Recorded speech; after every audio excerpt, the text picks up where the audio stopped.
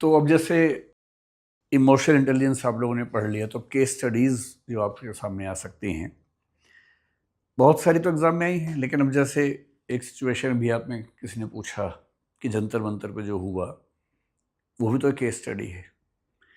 क्या पता अगले साल एग्ज़ाम में पूछ लें आपसे कि जंतर मंतर वाले सिचुएशन को कैसे हैंडल करेंगे आप, अगर होती है तो अगर थोड़ा सा आप एक सिविल सर्वेंट के नज़रिए से सोचेंगे, तो मेरे ख्याल से ये मामला बेसिकली इमोशनल इंटेलिजेंस का ही है और कुछ ज़्यादा है नहीं। जैसे अभी हमने थोड़ी देर पहले जो पढ़ा कि इमोशनल इंटेलिजेंस के लिए बहुत ज़रूरी ये होता है कि आप ये समझ पाएँ कि आपका अपना जो मेंटल स्टेट है, मूड है, इमोशन है, वो कैसा है और उसे रेगुलेट कर पाएँ। यानी ऐसा कुछ ना कहें, ऐसा कुछ ना बोलें जिससे बिना बात के तनाव पैदा होता हो। भाई किसी को आप अनावश्यक रूप से तनाव देंगे सामने वाले व्यक्ति को, तो परेशानी तो होगी ही। अब ये प्रशासक के लिए किसके लिए है कि एम्प्लॉइज़ को, स्टाफ को, जनता को ऐसे परेशान ना करे। और नेताओं के मामले में, सरकार के मामले में, कि जो जनता के समुदाय आपसे नाराज़ हो सकते हैं, वहाँ इस बात का ध्यान रखना है। अब मैं आपको 2 एग्ज़ाम्पल देके समझाता हूँ। जुडिशरी का बड़ा सम्मान करना चाहिए, मैं करता भी हूँ, लेकिन अगर मैं अपने वर्तमान चीफ जस्टिस ऑफ इंडिया जो हैं, सूर्यकांत जी, अगर 2 इंसिडेंट्स की बात करूँ।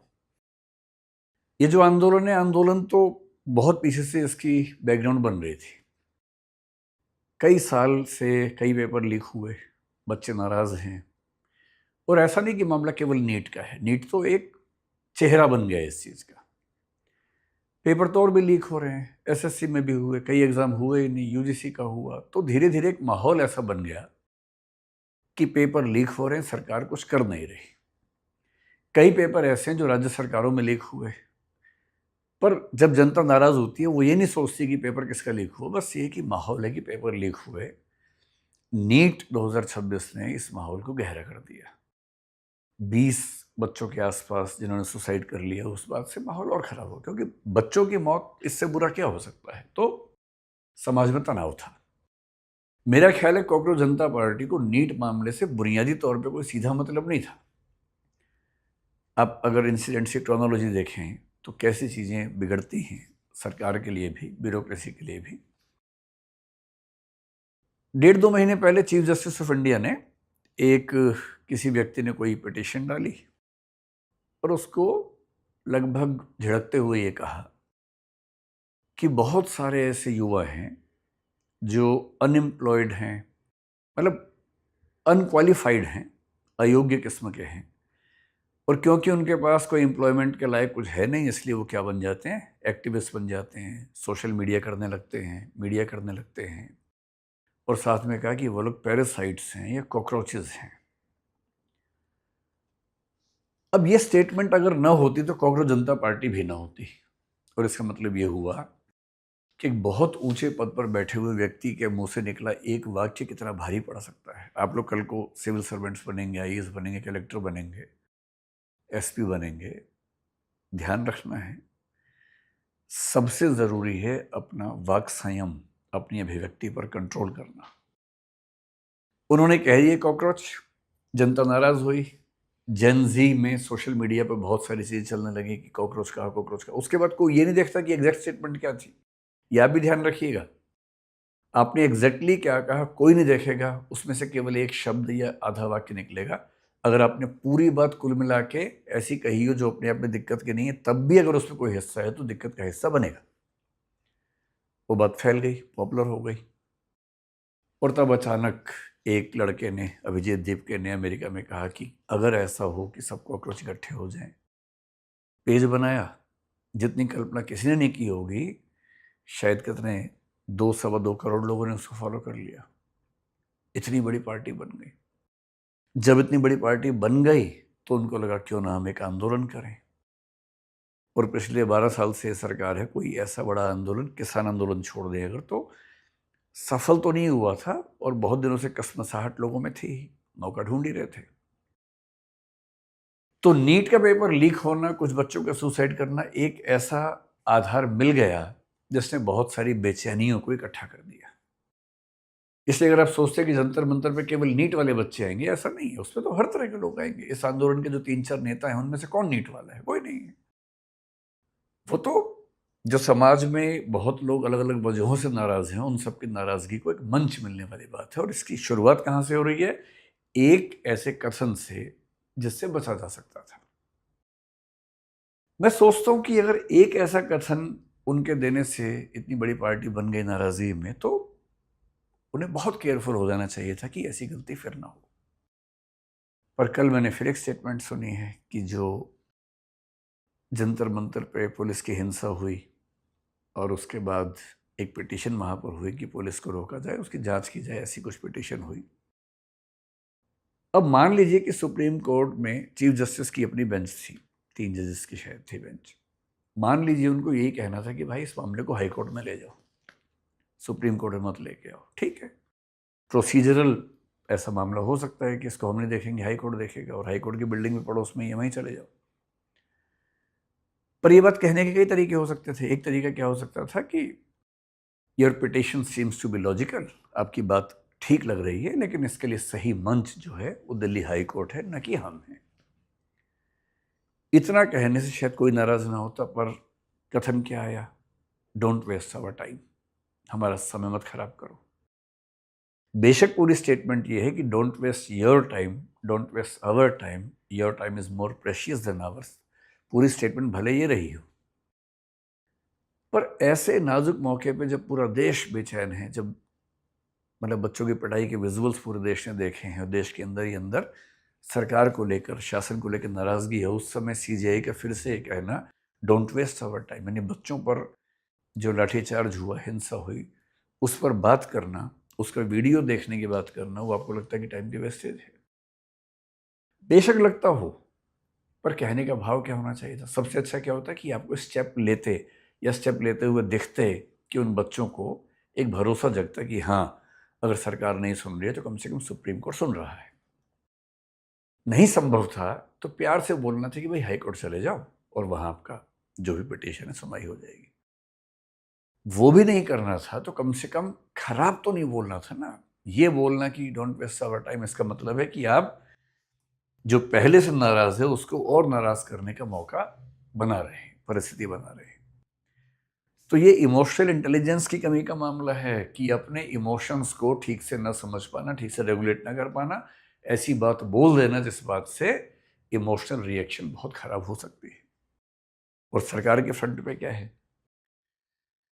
सरकार के फ्रंट पे ये है कि सरकार की एक जिम्मेदारी है कि मतलब जैसे हमारे लेवल पे होता है कि मैं दूसरे व्यक्ति के इमोशंस को भी समझ सकूं, मनस्थिति को, मूड को समझ सकूं, और ऐसी कोई हरकत ना करूं, ऐसी कोई बात ना कहूं जिससे उसको बिना बात के परेशानी बढ़े, तनाव बढ़े। ध्यान रखना पड़ता है प्रशासन में क्या करना होता है जनता के लिए, सरकार में क्या करना होता है जनता के लिए, या जो प्रेशर ग्रुप्स हैं, इंटरेस्ट ग्रुप्स हैं, उनको लेकर हम कुछ ऐसा न कर बैठे। उनकी मनस्थिति को पहले ही समझ लें।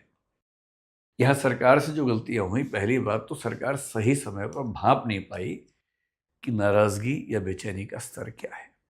हम ही नहीं भाप पाए। हम तो खैर, हमारे पास इतना तंत्र नहीं है कि आईबी हमारे पास हो और सब चीज़ें हमारे पास हो, लेकिन मेरा भी ख्याल था कि शायद बहुत होगा तो क्या 2, 4, 5 हज़ार लोग आ जाएंगे। सरकार के पास तो आईबी है, सरकार के पास तो और भी तरीके हैं जानने के। सरकार भी नहीं भाप पाई कि नाराजगी इतनी ज़्यादा है कि शायद लाखों की संख्या इकट्ठी हो जाएगी। और जब एक मूवमेंट शुरू होता है तो उसके बाद जितने लोग नाराज हैं किसी किसी वजह से, ये विपक्ष के दल, वो सब उसके अंदर शामिल हो ही जाते हैं। ये तो हमेशा होता है, चाहे इस सरकार के खिलाफ हो, चाहे पहले की सरकारों के खिलाफ हो, ये तो हमेशा होता है। अब स्थिति क्या है? अब स्थिति ये कि सरकार नाराजगी बच्चों की नहीं समझ पाई, आंदोलन खड़ा हो गया। अब सरकार को करना ये है कि इस स्थिति को रेगुलेट कैसे करे, और रेगुलेट करने का तरीका है कि उनको समझा बुझा के कैसे शांत करे। सरकार ने कोशिश की कि किसी तरह से इस्तीफे वाली बात से मामला हट जाए, जैसे कि सोनम वांगचुक की स्टेटमेंट से ऐसा लगा भी। पर ये बच्चे अड़ गए हैं कि हम तो इस्तीफा लेके मानेंगे। सरकार के सामने दुविधा क्या है? एक तो धर्मेंद्र प्रधान, ये सरकार के लिए बड़े क्रूशियल मिनिस्टर है। तो सरकार हर तरह से कोशिश कर रही है कि इस्तीफा ना देना पड़े। वो ओबीसी का बड़ा चेहरा है, ओडिशा में इतने साल के स्ट्रगल के बाद मुख्यमंत्री इस पार्टी का बना, उसकी बड़ी भूमिका उनके पास रही। वो सब बातें एक तरफ है। शिक्षा मंत्री के तौर पर बाकी मामलों में शायद उनका काम बाकी पहले के मंत्रियों से बेहतर है, वो भी एक पक्ष सरकार के पास हो सकता है।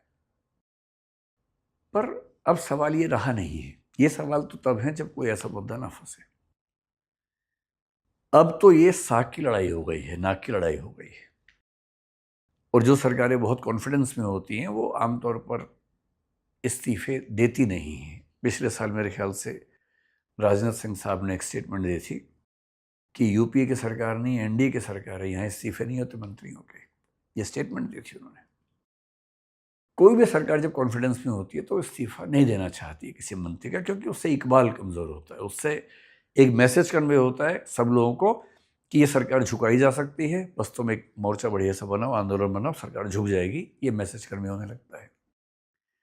तो सरकार तो पूरी कोशिश करती है, करेगी कि इस्तीफा न हो। आंदोलन करने वाले इससे नीचे मानने को ही तैयार नहीं है। तो अब ये मामला नाक की लड़ाई जैसा, साग की लड़ाई जैसा है। अब इसमें होगा क्या, कहना बड़ा मुश्किल है क्या होगा। सरकार अपने तरीके से कोशिश करेगी, आंदोलन अपने तरीके से करेगा। आंदोलन के पीछे समर्थन सारे विपक्षी दलों का हो गया है, तो अब ये तनाव ठीक ठाक रहेगा। इतना बड़ा मामला हो जाएगा, संभावना शायद सरकार को नजर नहीं आई थी, पर ये हो गया है। अब हो गया है तो क्या करना चाहिए। मेरा अपना मानना है कि जब सरकार किसान बिल लेके आई थी तब भी दुविधा ये थी कि किसान बिल को लोगों से बात करके, विमर्श करके क्यों नहीं लेके आए थे, क्यों अचानक पास करवा लिया। 1 साल से ऊपर समय तक आंदोलन चला, सड़कें जाम रही, अंत में सरकार को पीछे हटना पड़ा। तो ऐसा नहीं है कि सरकारों को पीछे हटना कोई बहुत बुरी बात है, कभी कभी ऐसा हो जाता है। सिचुएशन, आपने जो सोचा था सिचुएशन वैसी नहीं है, चीज़ें बहुत बिगड़ गई हैं, तो पीछे हटना भी कोई बहुत बुरा विकल्प तो है नहीं। भाई अंततः बच्चे तो देश के बच्चे हैं ना, वो कांग्रेस के बच्चे हैं या बीजेपी के बच्चे हैं ऐसा तो है नहीं, देश के बच्चे हैं। और अगर बच्चों को ऐसा लगने लगा है कि एक सिंबॉलिक विक्ट्री के तौर पर हमें उस व्यक्ति का इस्तीफा चाहिए जो बेशक इस प्रोसेस में रोज़मर्रा इन्वॉल्व नहीं था, पर जिसकी अकाउंटेबिलिटी बनती है अंतिम रूप से उस मिनिस्ट्री को संभालने की। मतलब मेरा ख्याल है कि अगर मैं उस जगह होता या कोई और व्यक्ति शायद होता तो इस्तीफा कोई मांगे इसकी ज़रूरत ही नहीं थी। ऐसी घटना 2-4 बार हो गई, इस्तीफा अपनी ओर से दे देना चाहिए। और पहले हमारे देश में ऐसी परंपरा नहीं है, बहुत लोगों ने इस्तीफे दिए हैं। रेल की एक दुर्घटना होती थी, रेल मंत्री का इस्तीफा होता था। हमने ऐसा, जब हम स्कूल कॉलेज में रहे, ऐसी कई घटनाएं हमने देखी हैं। तो अब सरकार क्या करेगी, देखिए ये सरकार की इमोशनल इंटेलिजेंस की एक परीक्षा है। और मेरा ख्याल है कि अगले 1 आध साल में ऐसा कोई प्रश्न केस स्टडी के चेहरे में थोड़ा घुमा फिरा के आपके सामने आएगा और अगले 8-10 दिन में शायद कोई फैसला निकले। लेकिन इमोशनल इंटेलिजेंस में एक फॉर्मूला ये भी होता है, बड़े युद्ध जीतने के लिए छोटी मोटी लड़ाइयाँ हार जाना ठीक रहता है। और यदि कोई छोटी मोटी लड़ाई इतनी बड़ी हो जाए कि उससे सब कुछ खत्म हो सकता हो, तो कभी कभी अपमान का घूंट पी के, या ये मान के कि अंततः बच्चे तो सारे देश के बच्चे हैं, एक आध स्टेप पीछे लेना कोई बहुत बुरी बात नहीं है। मेरी समझ में इससे देश के बच्चों के बीच में एक बड़ा अच्छा मैसेज भी जाएगा कि सरकार हमारी बात सुनती है, समझती है और समाधान करने में तत्पर रहती है। बाकी तो जो होगा सो होगा, आप भी देखेंगे, हम भी देखेंगे। और आप में से एक बच्चा पूछ रहा था कि सर हम आंदोलन में जाएं कि ना जाएं। भाई आप सबकी उम्र 18 साल से ज़्यादा है, अब छोटे बच्चे तो हैं नहीं। तो ये अपने विवेक से आपको तय करना है। अगर आपका ज़रा भी